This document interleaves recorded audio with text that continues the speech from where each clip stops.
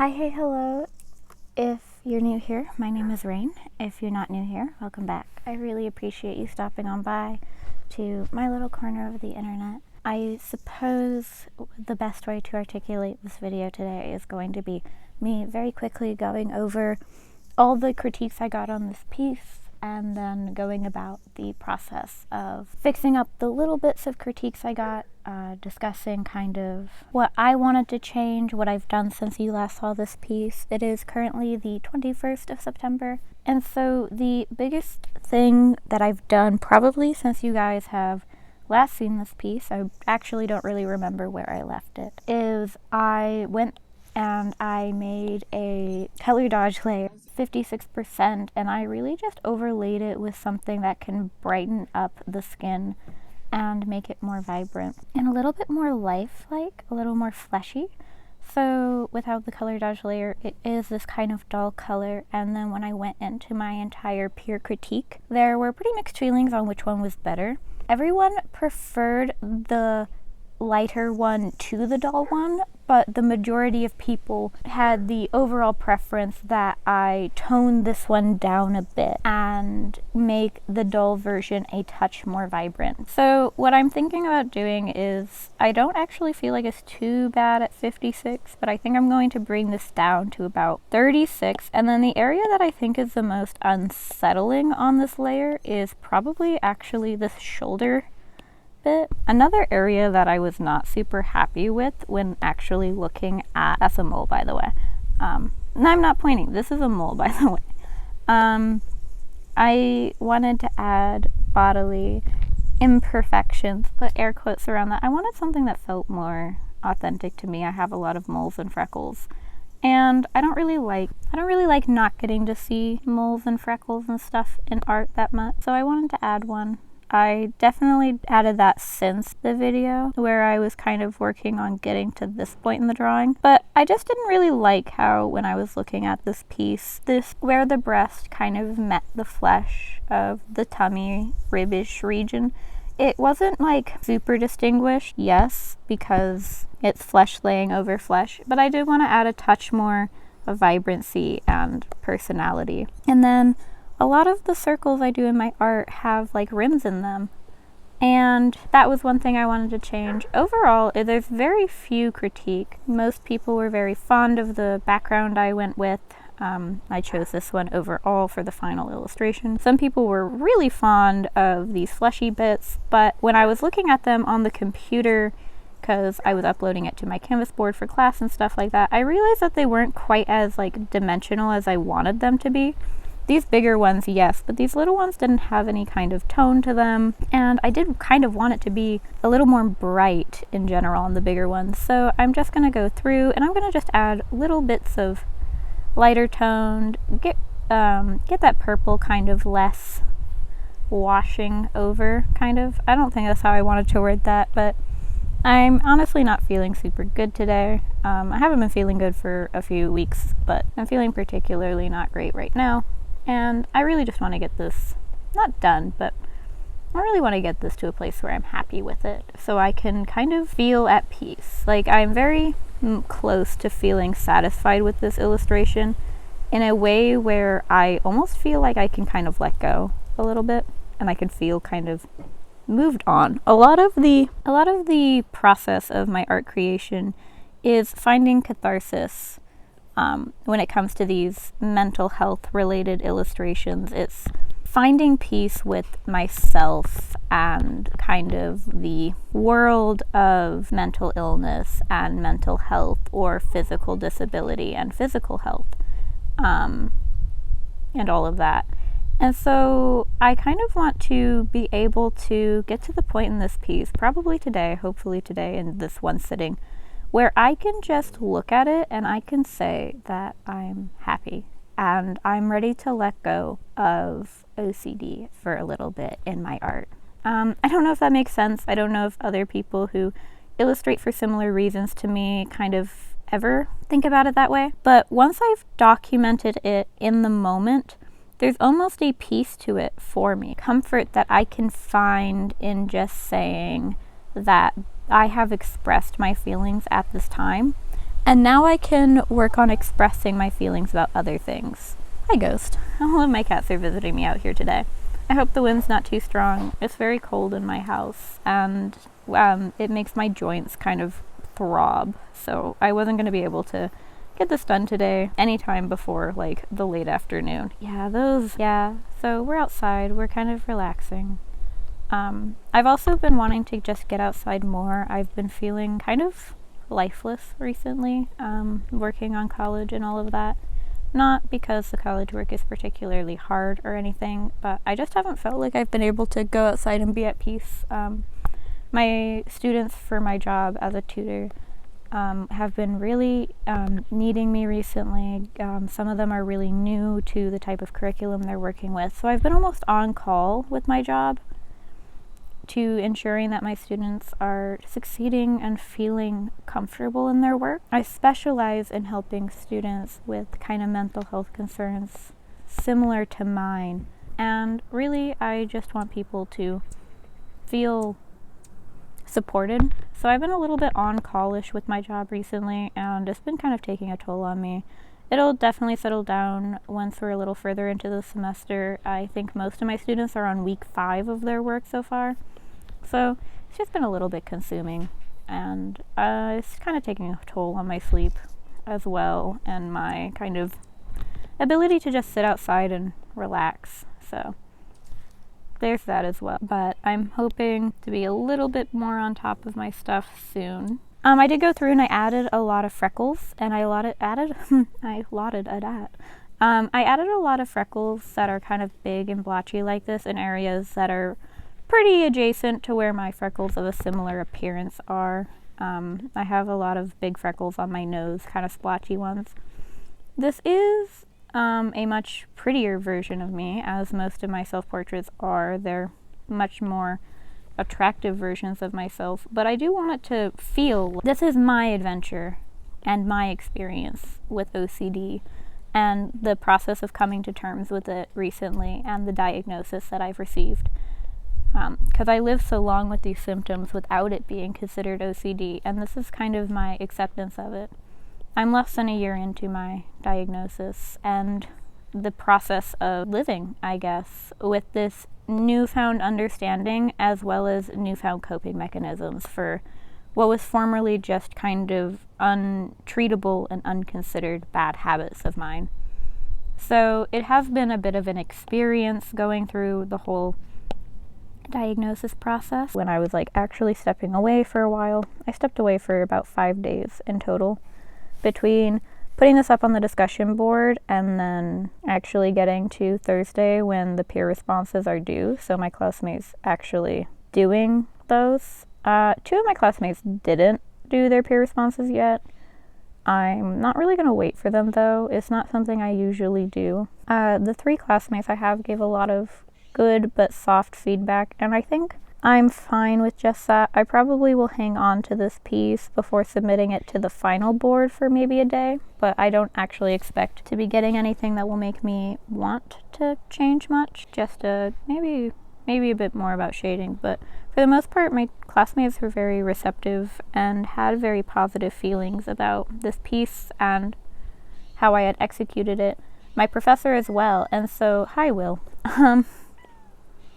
I really don't know that I'm gonna get a lot more that's particularly groundbreaking in terms of me altering the piece. Then additionally, when it came to my professor's critique, really quickly, before I had to submit it for the entire group peer discussion, her biggest critique was that she wanted me to do a little bit better a job in this hand area, distinguishing the hair. So I did lighten it up a bit. I do plan to lighten it up just a touch more, but her biggest thing was make it easier to tell the fingers apart from the hair. So I did spend a lot of time working on that. My senior cat is crawling inside of a very dirty and questionable potted plant. Adding a bit more of this kind of dynamic to it has been really like nice. I went for a more reddy brown. I went for a more reddish hued brown because my hair was auburn as a kid. It's a bit more deep brown now. It gets a bit reddish when it when the sun hits it, but I kind of miss it. I kind of miss my hair being more lively, I guess, with these colors. They're very warm and soft. My hair kind of feels a lot cooler now that it's a bit darker. It darkened with age. And then additionally, I actually have cut most of my hair off since starting this piece, so I'm very torn.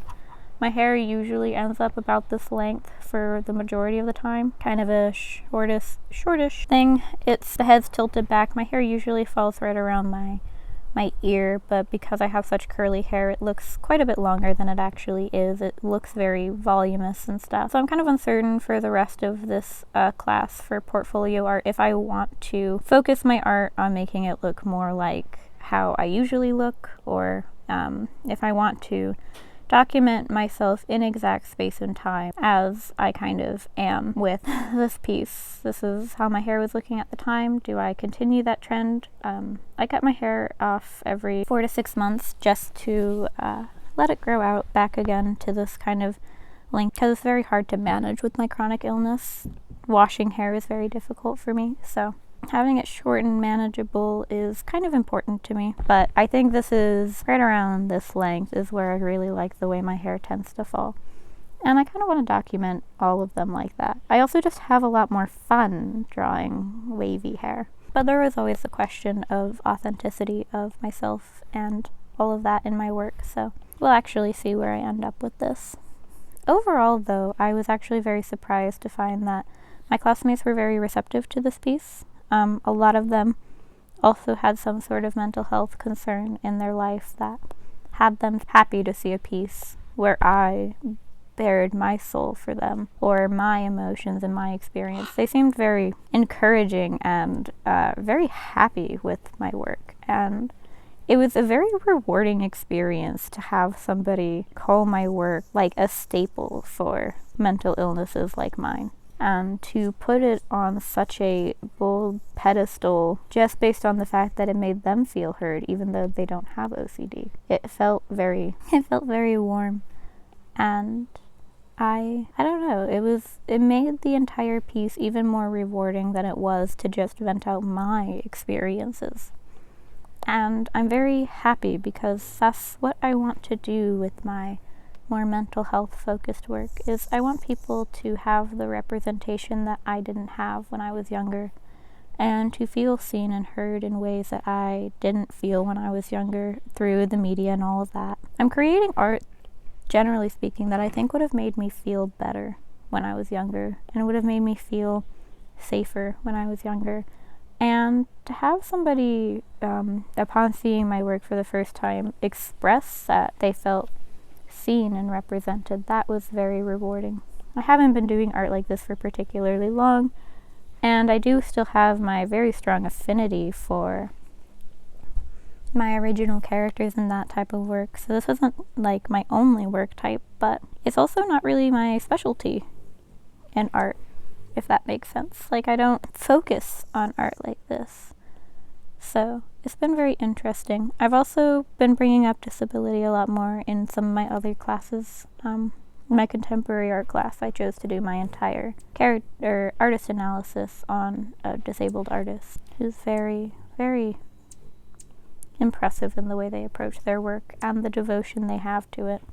So that's been very fascinating and quite remarkable to get to experience, watching somebody approach disability and art in a very different way than I would ever consider doing personally, but to have them be very popularly a contemporary artist, and to have them paving a way for more disabled artists in a more contemporary and art with a capital A type sphere. So that's been very fun. I've been finding comfort, I guess you could say, in exploring people like me in an academic setting where I know I'm safe to ask people questions about their opinions, and they'll be relatively honest. Online, I don't feel like you can ask quite as easily, what do you think of this artist's work in disability, and what do you think about the way they approach these methods? And I feel like people are a little bit more willing to not color drop. Thank you.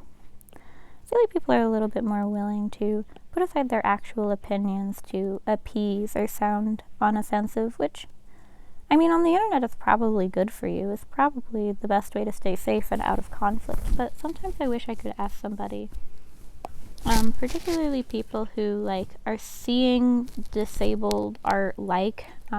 Her name is Pantia Abareshi.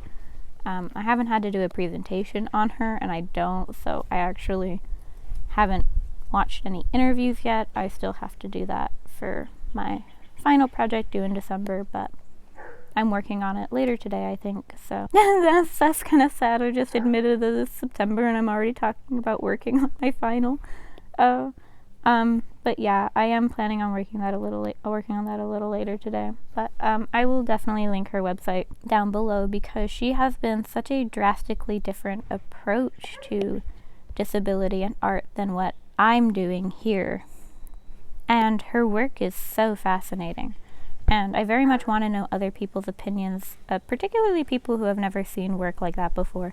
I want to know what they feel and what they think. And every time I was looking at critiques of her work, it was always just like, I guess, just an interview. I never really heard, I couldn't find anybody saying, I think her work does this for this. It was always her saying what she felt her work does and what her intentions are with her work, which is very important to me in analysis. But I also like knowing other people's opinions, and I was a little sad that I couldn't find that online, really. And so I'm hoping in my class that I'll be able to discuss with my teacher her first impressions, because my teacher is able-bodied, and get that kind of perspective, because I think that when you come from a life experience that's more similar to a disabled artist, it's hard for you to like understand how different it'll be for the other type of people who view her work for the first time. And that's like so interesting to me. I want to know what everybody's perspective and first impressions of it is, and I haven't been able to find that quite as much as I'd like. And that's been really unfortunate. But I imagine it's likely coming from something like people not wanting to say the wrong thing and then be offensive, which I feel like we should have a little bit more grace with people and be able to be like, hey, that wasn't like the best take, but maybe you should think of it this way, or this way might help inform your opinion a bit, and then let that grace happen. But I don't really feel like we give that opportunity to people. So unfortunately, I just haven't really been able to find people talk about her work in a sense of their first impressions and just giving their raw, immediate thoughts, which I really want, and I'm hoping I'll be able to find it if I search a little bit deeper. My next search engine location for information is going to be, oh, hi, Will. I think all of my cats might have visited me in some capacity in this video. That's nice. But I'm hoping to find people on the internet maybe reacting for the first time on like YouTube or something, but I'm not sure. But it is my hope. Yeah, it's just the little things. I think I got really caught up in like what I was doing with this piece when I was actually working on it in the last video, that I forgot to go through and do the little things that are very me. The brighter colors in the circles. This line is really nice. I do love it a lot. But what the hell? Sorry, I did not realize. This cat doesn't even chase birds, but she gets really excited to watch them. So she likes to stand here and watch our hummingbird feeder and talk to them. So if you can hear her, I'm sorry about that. But she thinks hummingbirds are fun. She thinks they're very cute. Gets very excited to say hi to them.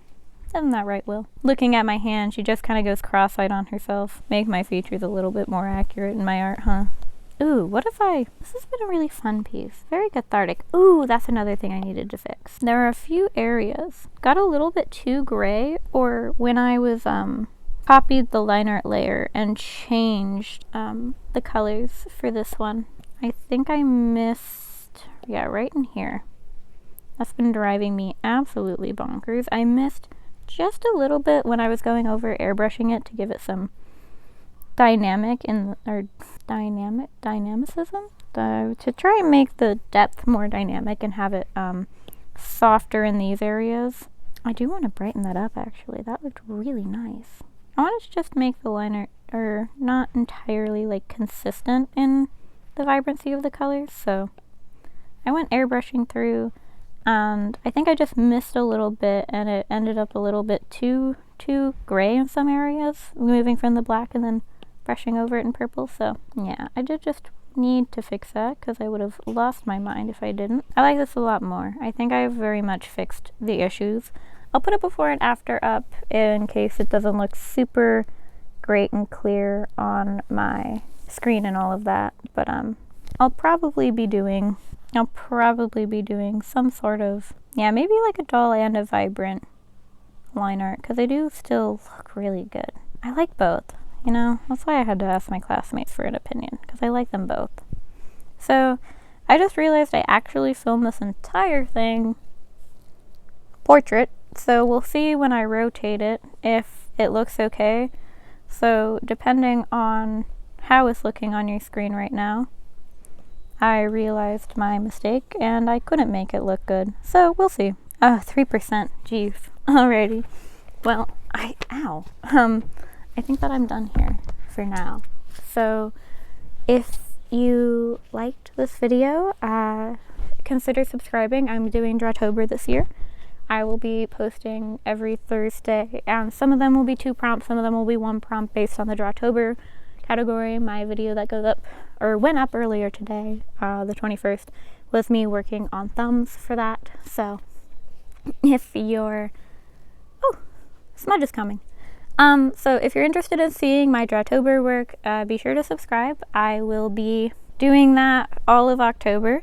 And then I have my socials down below, my little shops and all of that stuff. So if you want to go follow me on socials, do that. If you drew along with me for this video, it would be really cool if you tagged me if you decide to post it.